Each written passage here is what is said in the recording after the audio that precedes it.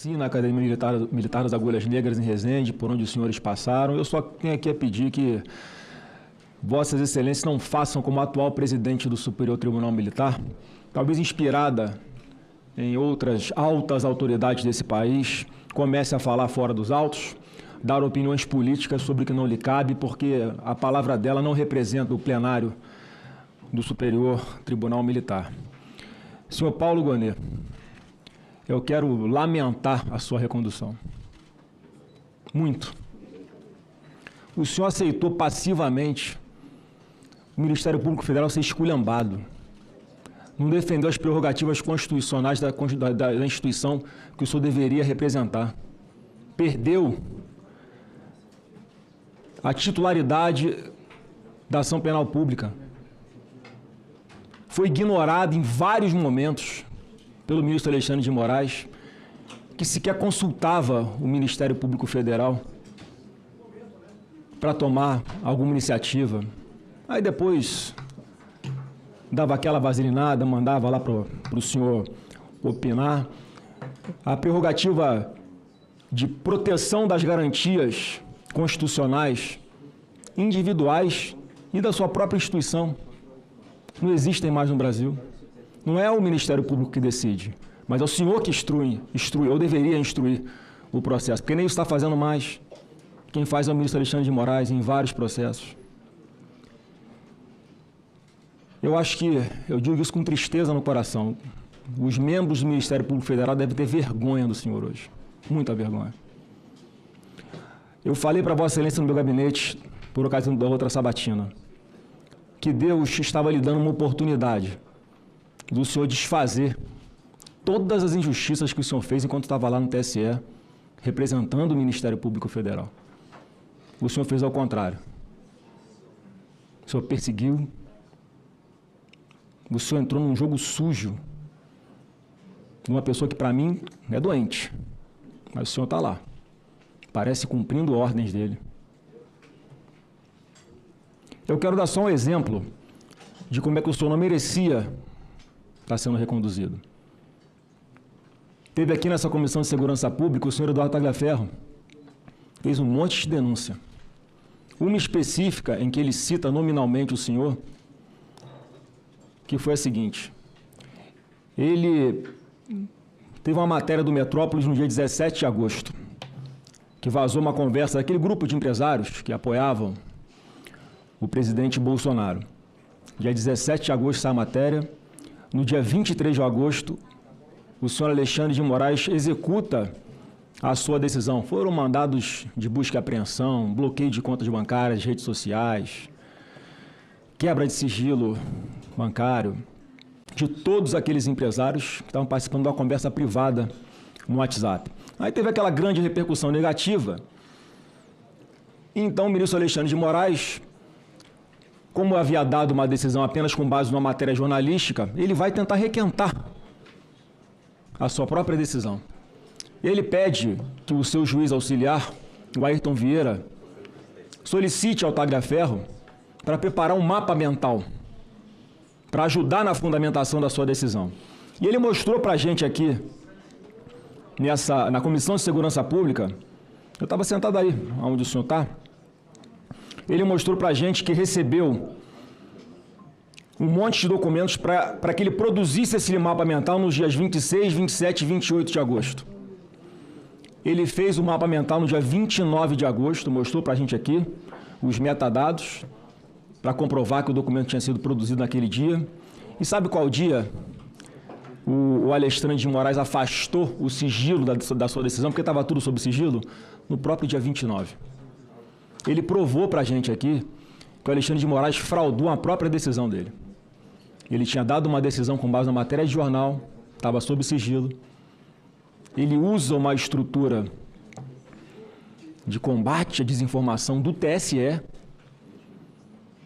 para refazer a sua fundamentação e depois dar publicidade. Aí, no meio do caminho, o Tagliaferro mostrou para a gente aqui que recebeu mensagem do senhor Lucas. Você conhece o senhor Lucas, né?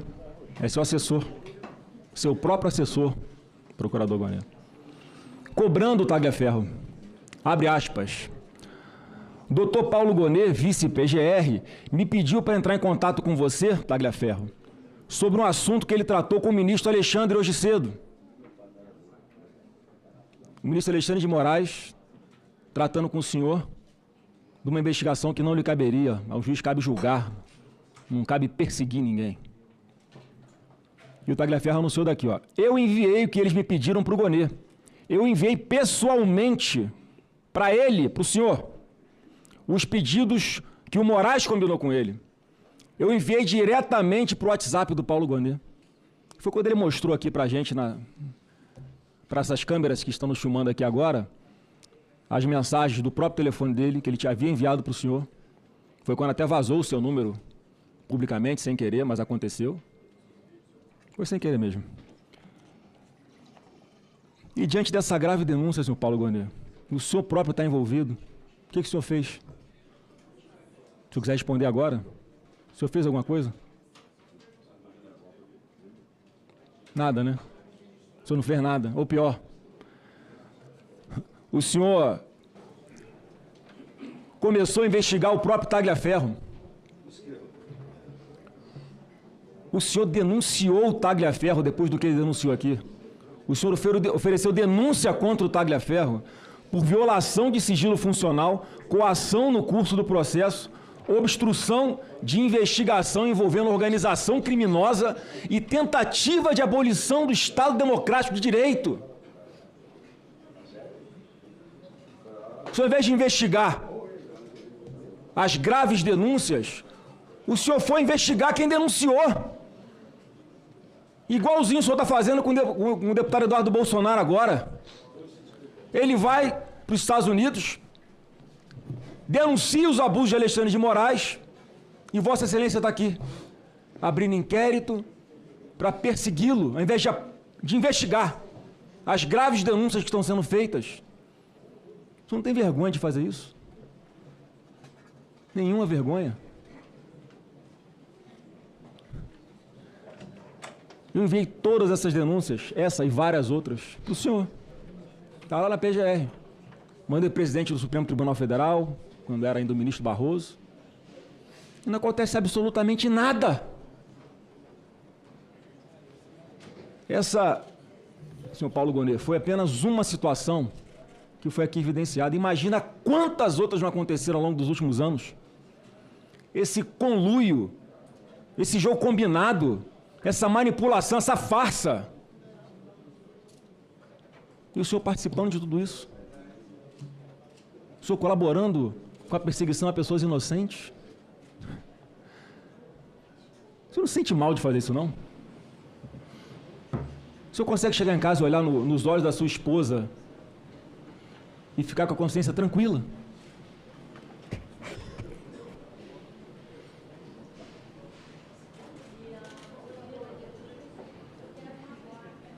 Tudo isso que o senhor está fazendo, em conluio com alguns outros do Supremo Tribunal Federal, é absolutamente nulo no Estado Democrático de Direito de verdade. E o jogo combinado dá um ar de ilegalidade. Não, o colegiado decidiu, tudo combinado. Todo mundo já sabe o resultado muito antes do processo começar. Não pelo que está nos autos, mas por quem vai julgar. Eu vou concluir agora, presidente, porque na sua frase inicial, o senhor Paulo Gonet disse que não fala nos autos. Mentira. Não fala fora dos autos. Mentira. O senhor não só fala fora dos autos, como o senhor atropela o Congresso Nacional. Quando declara já de antemão, sem nem saber que texto está num possível projeto de anistia, que a anistia é inconstitucional. Eu vou lembrar ao senhor que lá em 1988, os constituintes de 1988 elencaram inicialmente 5 crimes que eram insuscetíveis de anistia: terrorismo, tráfico de drogas, tortura e crimes hediondos. E tinha um quinto lá chamado, não sei se o senhor conhece, crime contra o Estado Democrático de Direito.